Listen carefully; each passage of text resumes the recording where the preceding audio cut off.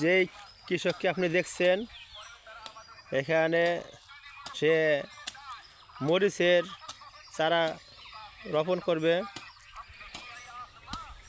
কিছুদিন আগে দেখেন ডাঁটা বুনেছিল, ঘাসের বেশি ঘাসের জন্য ডাঁটা মার খাইছে। দেন নিরাই কুলের পারে নাই, দেখেন ডাঁটা নিরে সারবার নাই, যে অল্প করে নিরেই ছিল কিন্তু কুলাইতে পারে নাই নিরাইয়া। এখন সে সিদ্ধান্ত নিচ্ছে যে এখানে সে মরিচের চারা লাগাবে। এই যে কুবাইতেছে,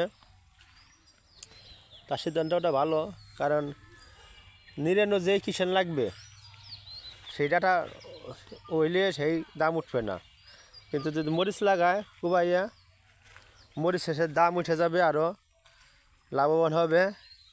সঠিক সিদ্ধান্ত হয়ে একজন কৃষকের পরিশ্রম সফল করে।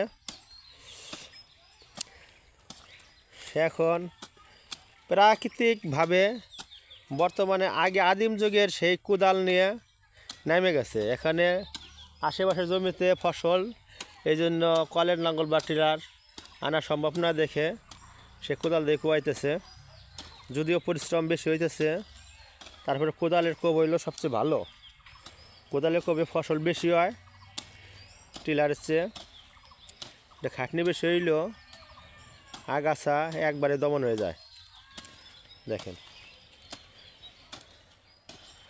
কথা বলবেন? আচ্ছা, আপনি এখানে শুনছি মরিচ চারা রোপণ করবেন, কিভাবে কি করতে চান কোন? মরিচের চারা বাজার থেকে কিনে আনছি। হ্যাঁ, কিভাবে, কত টাকা করে, কয় মোটা, কত পার পিস কত পড়ছে? পার পিস 58 করেই পড়ছে। হ্যাঁ, 150 টাকা নেওয়া। হ্যাঁ, এখন এখানে মরিচের চারা লাগাইতে নিয়ত করছি, সাথে সাথে দেখি অন্য সামনে ভবিষ্যতে কি করা যায়। Thank you. আমি কিছু লাইয়ের ক্ষেত করছি। হ্যাঁ, আমার এই লাইয়ের কিছু সাজেশন জানার কাম ছিল, কিন্তু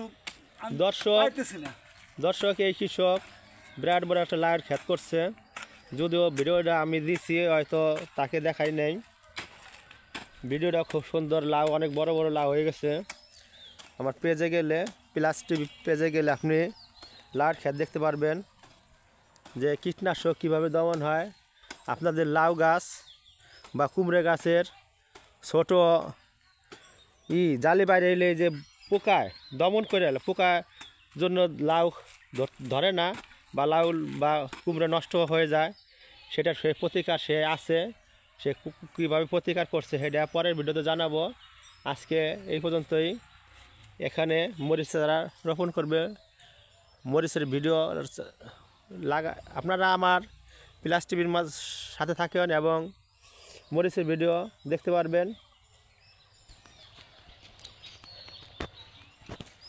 এই ঠিক আছে।